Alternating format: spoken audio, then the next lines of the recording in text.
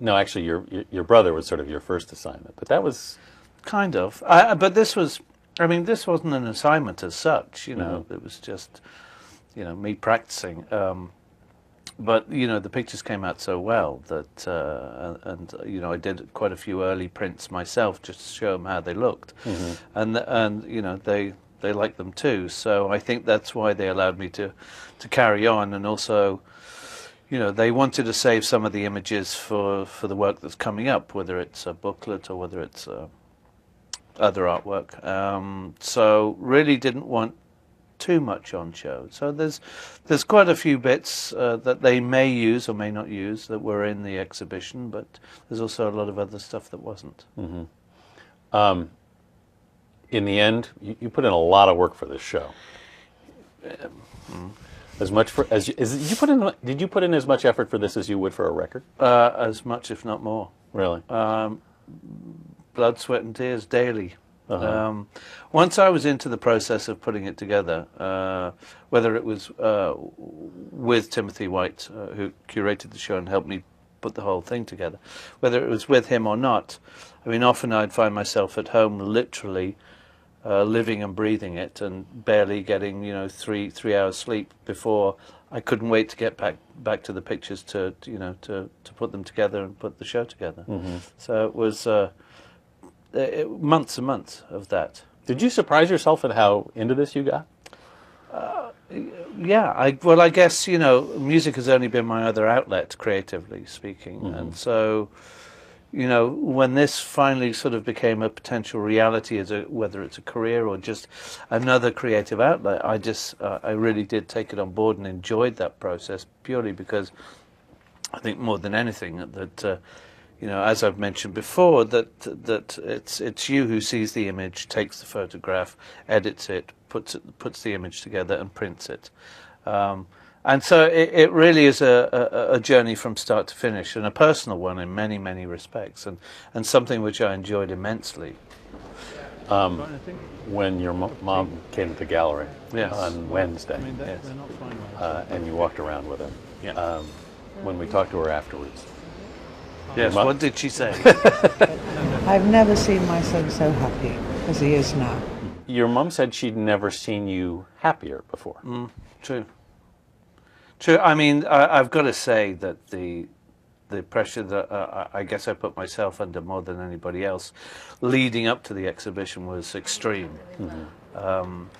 I mean, almost to the degree of panic attacks of the anxiety and the stress, because I just realized that it was coming to fruition and that I was going to be judged again on another creative element and level in my life, and what would it mean, and how would that affect me, and would I pull through it if it wasn't so good? Of course I would, but I mean, you know, there was a lot of weight that I put on my shoulders, and to have the response that I had, you know, was quite special. Well, in your view, how did it work out? Well, the actual exhibition itself, the opening night was a madhouse. I'm trying to get to say hello to some people I know. I'm trying to get to say hello to Mark. I've never seen anything like. I think it was more insane than backstage after a gig. I mean, no question about it. The intensity, the excitement, and the madness that followed was really quite extreme. You felt it too, then. Absolutely, I could hardly move. There were people there that I hadn't seen for 20 years that I still couldn't see because I couldn't find them. It was that much chaos. I think what was more important to me, though, in the end, I mean, it was fantastic that so many people came along. Was to see, you know, what everybody thought and what the reviewers were going to say and the critics were going to say, I mean, that's what worried me the most, more than anything. But fortunately, what I've seen, knock on wood, has been a great acceptance. So what exactly were you worried about in terms of how you'd be judged? Well, you know, everybody's worried about what work they do and how well they do within that medium or process. But this was, I mean, this was your first crack at this. You Yeah. could say, look, this is my Yeah, first time and- through, give me a break. Well, no, that's never the case. You know, it's now he's done music. He thinks he's a photographer. You know, it's that kind of attitude that I was expecting to a degree, which didn't happen. And again, doing it in New York as well, because you know it's a tough city. But if you know, as they say, you know, I mean, as Mick Rock said to me, it's the best thing you could have ever done, Jules, is having an exhibition in New York, because you know this is where you make it or break it. They're going to judge you, and they're going to be tough on you, and you're dealing with such a creative and cultured crowd here on the arts and culture and music scene, and you know, it's a good choice. You've had some real ambivalence about the recording industry over the years and the way you... Just a tad. Just a tad. And I was wondering if that was any lingering... Yeah, it's still an issue, because at the moment, I mean, as far as I can see, the industry's pretty shook up, to say the least. Most of the major labels are sort of more leaning towards catalogue companies these days. A lot of people are doing it independently these days. I'm in agreement of that too, and yes, I want to do it direct to fans, but I don't know, it just hadn't seemed like the right time as yet to release it. And I feel in a certain way that maybe actually the photography may bring people back around to the music. But you haven't given up music. Oh no, not at all, not at all. But I think I think one should be allowed to follow all one's creative dreams on all levels, you know. I mean, I've stuck with music for a good 20 years plus. Not that I'm giving that up, but it's been nice finding something else that inspires me in such a way as this. Sure. And so, yeah, I'll continue with, and who knows what else may come, you know, I don't know. So when you look back on those early records, how do you feel, though? Well, it was all part of learning.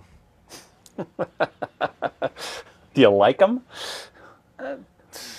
There's those moments. Well, you don't feel like that's really you? No, I do. I think I think the early stuff is, you know, very naive young Jules. Well, how did the world treat you then? I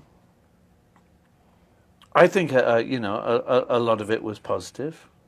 But I think you know, a lot of it was negative too, especially the media. Yeah, they did like to give me a hard time. What did they give you a hard time about?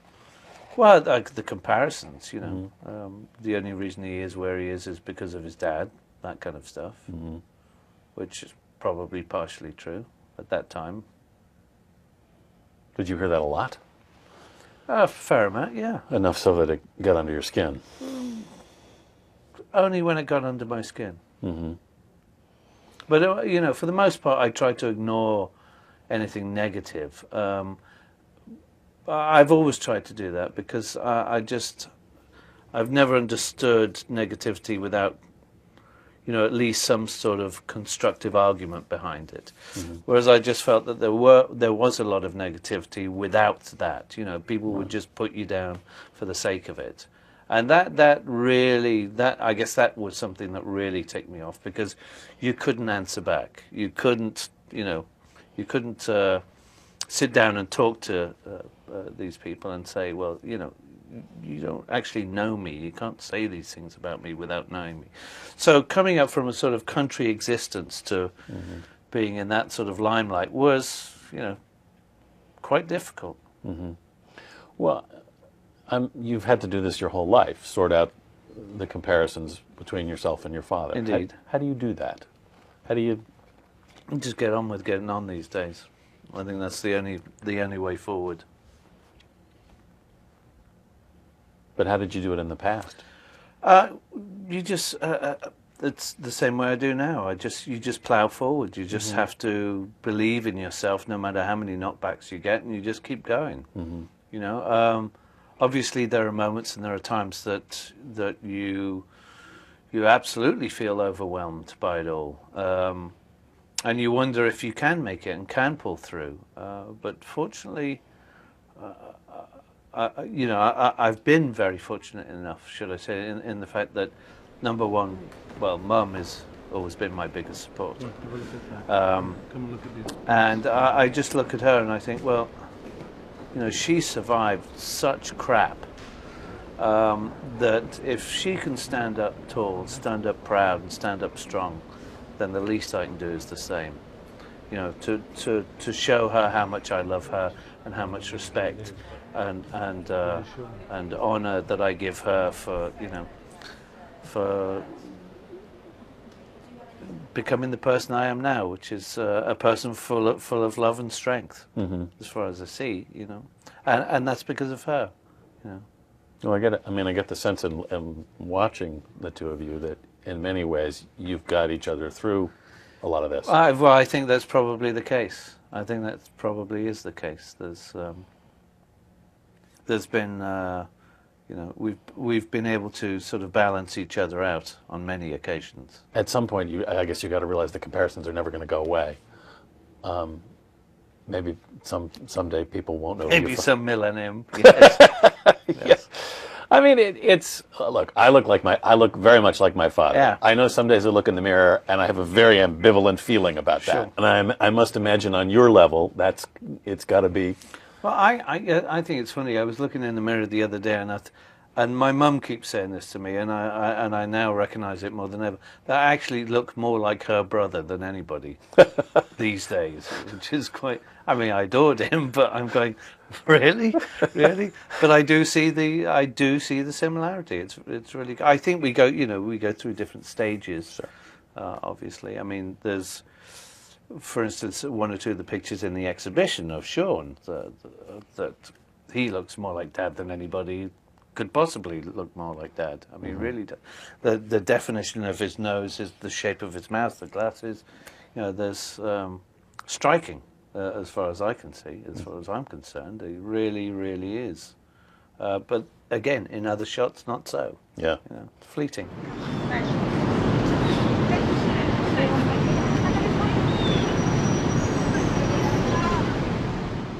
If millions of people weren't coming up and asking you about your father's 70th birthday, is it something that you would be marking in any way? No, I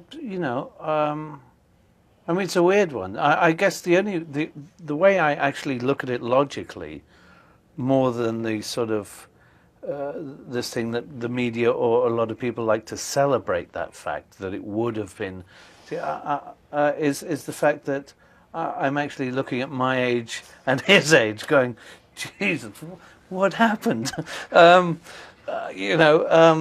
has flown, and obviously I reflect on the life that's been lived so far, and now more than ever look back with a great deal of respect for him as a man and his work, but not necessarily as a father, but as a man and his work. No question about that. And there's also a lot of forgiveness now, because I look back and see that, the actual age that, I mean, what happened to him at the time that it happened, the age that he was at, and talk about not knowing what the hell was going on. Well, did you, I mean, when you say that, when you started becoming successful and all that fame started washing down on you, did you have any sense that it gave me a greater insight into what he was dealing with? I mean, but on a much smaller scale. But even so, that was I can only imagine what it was like. I mean, yes, the initial excitement about it, but then the fact that your identity is almost taken away from you in some way, and you're stripped of your personality and your private life and this, that, and the other. And once you start looking at the darker side of fame, it's quite a scary place, and I don't think a healthy one either. It's lovely to be appreciated for the work that you do, but beyond that, when it becomes a darker place where people really believe that you belong to them, that's when it gets a little scary, to say the least. You know, and we've all seen what happens in circumstances like that. You know. You made an interesting point in an interview I was reading that which had actually occurred to me that your father lost his mother. She left when he was 5. Sure. And then she died when he was 17. Yep. You lost your father. He left when you were 5, and he died when you were 17. Yep. Yeah, bit scary, that one. Something I didn't want to repeat. I think that's why it was a conscious decision of mine not to have a family so early. I mean, believe me, that was the reasoning behind it. May have been superstition, but I certainly didn't want to follow that. You know. Really? Yeah. So seriously. that was the conscious part of the decision. Absolutely. You also talked about how that helped you understand your father's anger. That you were very angry, and Sure. and that in understanding your own anger, you started to understand his. Yeah. Yeah. Absolutely. It came from those circumstances. Yeah, very much so. I mean, that's how I was able to, you know, finally relate to him on a personal level. You know, before the fame and everything else. You know. But when did how isolated he felt? You know, how really isolated he felt in those days, and how abandoned he felt. You know. when did you realize that? How old were you think? Well, I mean, it was Slow process. It was a slow process. Yeah. Yeah. And then again, through the fact that when I saw the fact that he'd basically given up music for a couple of years to look after Sean, that was it was hurtful. That I thought, well, why didn't he do that for me? But then, in retrospect, one looks back and sees what duress he was actually under at the time. Not so much duress, but when the Beatles hit, I mean, they hit as big as it got. I mean, the pressure that came with that, the work that came with it, the touring that came with it, the fact that they were never at home with the families, this, that, and the other. I started to grasp, well, he couldn't have stopped, even if he wanted to. There's no way that he could have said, right, I'm going to stop everything right here. I've got a wife and baby. Got to quit everything. So, with that in mind, and with a lot of those issues, you have to let go and sort of say, well, I get it. I understand. I really do. And that's the point where you forgive him. Yeah. Yeah. Have to. Absolutely. But on some level, it must still hurt. I mean, No, it doesn't. it doesn't. No. You're past it. Yeah. I think so. I really do.